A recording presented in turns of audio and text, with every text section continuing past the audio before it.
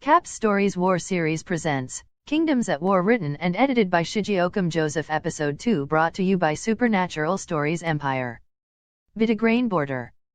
10 Bedegrayne soldiers are sitting down on a slab, discussing and having fun together when one sighted something that moved slowly. He alerted others and they quickly drew out their swords from its sheath in readiness to counter any attack from any intruder. One of them suggested they go further to know who or what the moving figure was, but their leader decided against it, saying that it may be an ambush or trap. They were still standing on a spot when an arrow hit one of them. Others made to run, but arrows rained down on them. One of them managed to escape and run back to the palace to inform the king.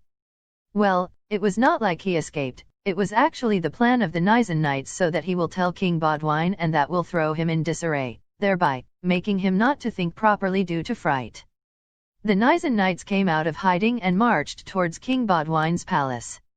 "How are my babies doing?" King Bodwyn asked, smiling while relaxing in his chamber with his wife, Anna. "They are doing fine," Anna said, smiling too. "And how are you coping?" "Very well, just that the kicking is much." "Don't worry, it will be over soon." Just then, the guard that escaped ran in with a look of terror on his face and bowed slightly. "My king, Bedegrayne is under attack by the Nizan knights." "What?" the king shouted, knowing fully well that the Nizan knights were also strong and attacking them without proper strategy was suicidal.